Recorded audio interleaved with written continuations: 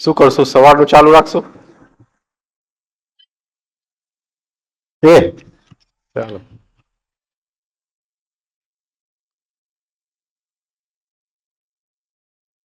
ક્યાં પહોંચ્યા હતા આપણે?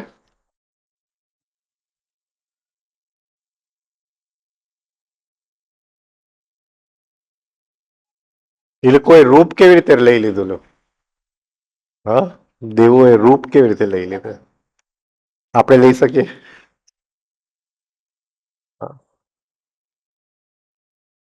એટલે એ લોકોમાં શક્તિ કેવી છે કે પોતાનું રૂપ બદલી શકાય.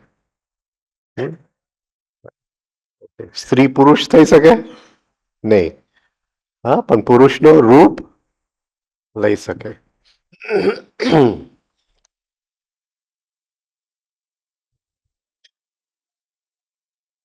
હવે દમયંતી એકદમ મૂંઝવણમાં પડી ગઈ કે હવે શું કરવું, આમાંથી નળ કયો છે? એટલે એને શું કર્યું? એને હાથ જોડીને પ્રાર્થના કરી, હા, કે તમે બધા દેવો છો, હા, અને હું પહેલેથી નળને વરી ચૂકેલી હતી. હા, મેં પહેલેથી મનથી નક્કી કરેલું કે હું નળને જ પરણીશ. એટલે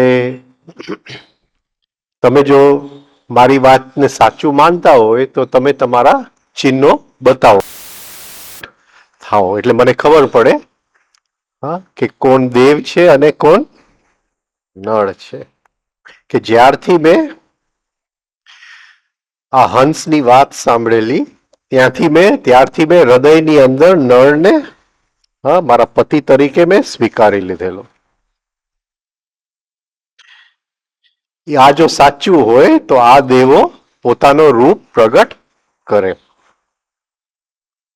એટલે દેવોએ એની પ્રાર્થના સાંભળી લીધી, એટલે હવે પોતાના ચિહ્ન પ્રગટ કરે છે. તો શું ચિહ્ન છે? એ તરત જ ઓળખી કાઢે છે કે 4 જણાને પસીનો થાતો નતો, અને જે નળ રાજા હતા એને પસીનો થાતો હતો. એટલે દેવોને પસીનો ન થાય. રાઈટ? કે જે 4 દેવો હતા એની આંખ સ્થિર હતી, કોઈ દિવસ આમથી આમ હલતી નથી. હલતી હોય. જે બધાએ માળા પહેરેલી ફૂલોની, એમાં જે 4 દેવોની માળા હતી એમાં એક પણ ફૂલ, હા, કરમાયેલું નતું, તાજું જ હતું. હા, અને નળની માળામાં, હા, થોડા ફૂલ કરમાયેલા હતા. અને ચોથું શું હશે? ચોથું શું હશે? ચોથું શું? જે ચારો દેવ, હા, જમીનને અડતા નતા, એના પગ જમીનથી થોડા ઉપર હતા. એટલે એ ઓળખી ગઈ કે આ 4 દેવ છે અને આ નળ છે. એટલે એકદમ ખુશી થઈ ગઈ.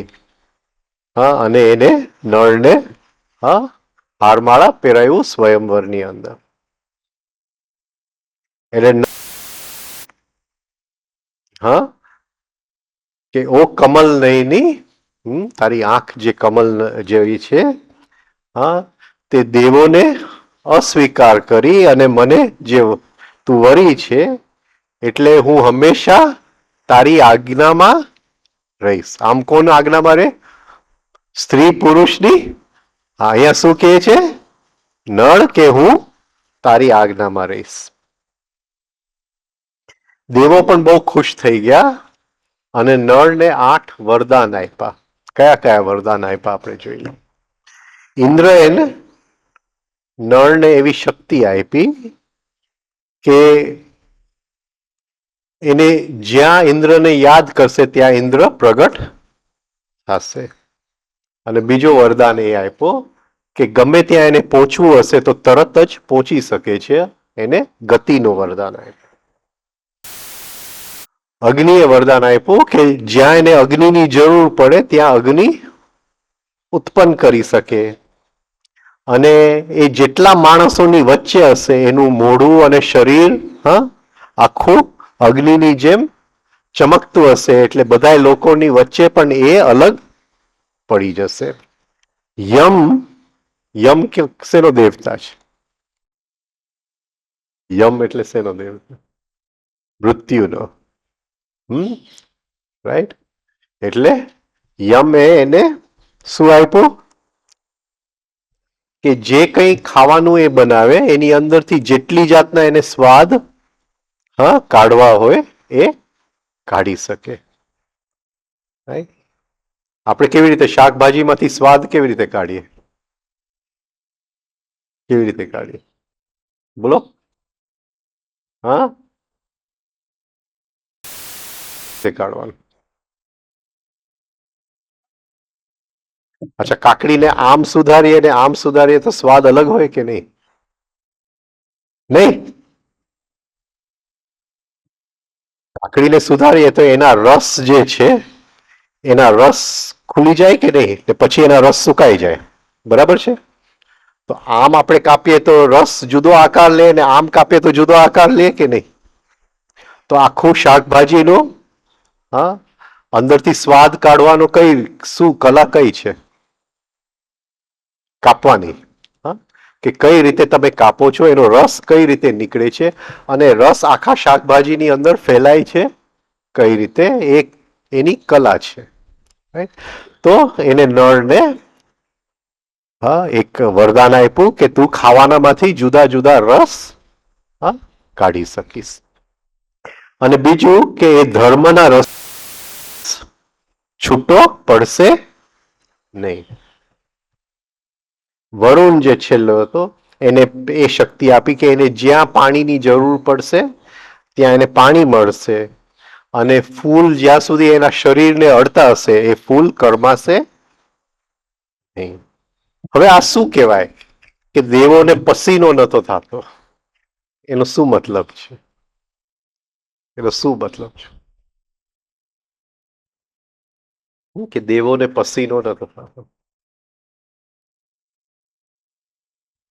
એ તું આજે સિતાર વગાડવાની રાહ જોતો 10 મિનિટ, આ થોડુંક લઈ લો પછી 10 મિનિટ. એટલે તું આવી નથી એટલે મેં ચાલુ કર્યું. અચ્છા. હા, દેવોને પસીનો નતો થતો. આપણે કહીએ કે કોઈ માણસ સ્વર્ગમાં જાય તો સ્વર્ગમાં પસીનો થાય નહીં. માણસ બુઢો થાય જ રહે ને. હા, અચ્છા. તો એનો મતલબ શું થયો કે પસીનો નથી થતો? બોલો. કેમ કોઈ વિચારતું જ નથી? ગુમસુમ થઈ ગયું છે. હા,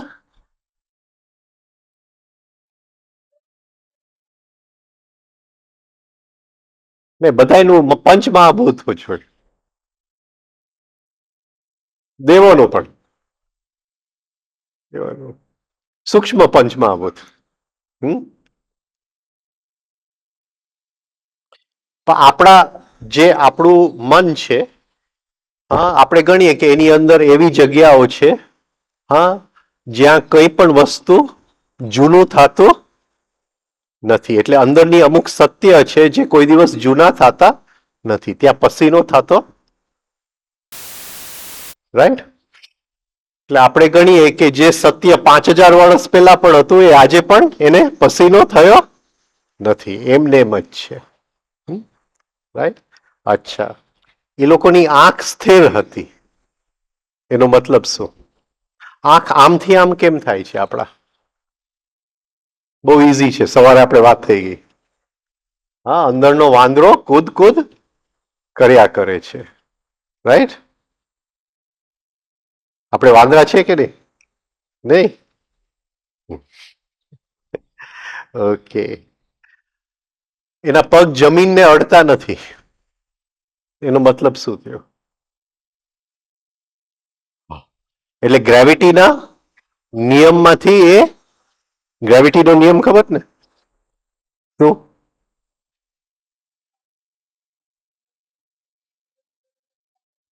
આકર્ષિત કરે છે. મૂન ઉપર કોઈ જાય તો શું થાય? હા, અરે વાહ, બહુ સરસ. ઓકે. તો એ ગ્રેવિટીના નિયમમાંથી મુક્ત. આપણે ક્યારે ગ્રેવિટીના નિયમમાંથી મુક્ત થાય? પસીનો ન થાય, ફૂલ કરમાય નહીં, કઈ જગ્યાએ? ક્યારે?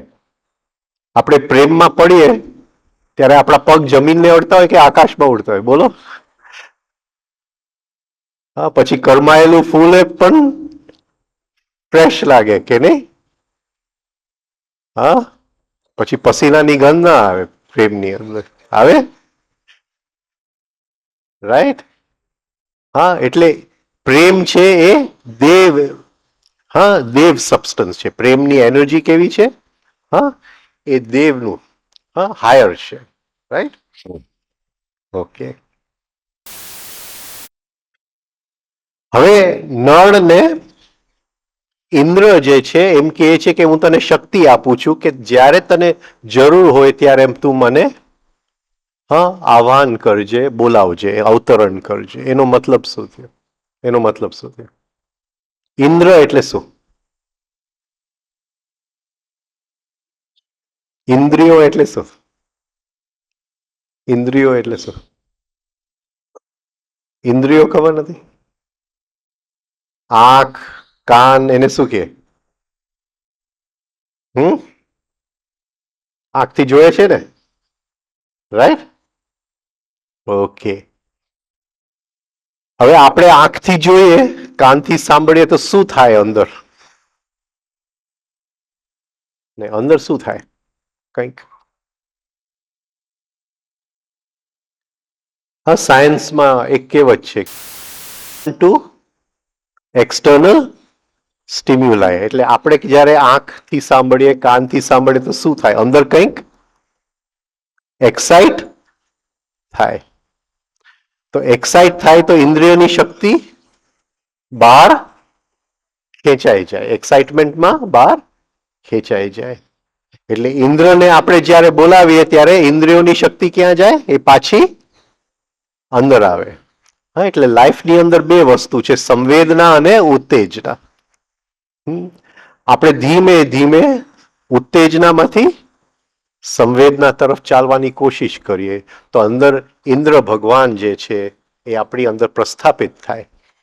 હા, એટલે આપણે સંવેદનાની શક્તિ જેમ વધારીએ. એટલે એ કહે છે કે હું તને, હા, કે મને જ્યારે તારે બોલાવવો હોય એટલે એ ક્યારે પણ હવે નળ ઉત્તેજનામાં ખેંચાશે. પછી કહે છે કે તને ગતિ આપું છું. ગતિ એટલે શું? આપણી ગતિ કેવી છે? વિચારોની ગતિ, ભાવોની ગતિ.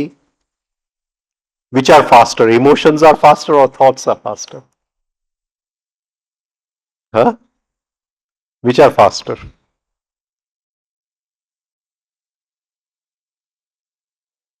Emotions. Emotions કે thoughts? હા, હું થિંકિંગ કરું કે ગુસ્સો ન કરાય, પણ કઈ ફરક પડે છે? શું કામ?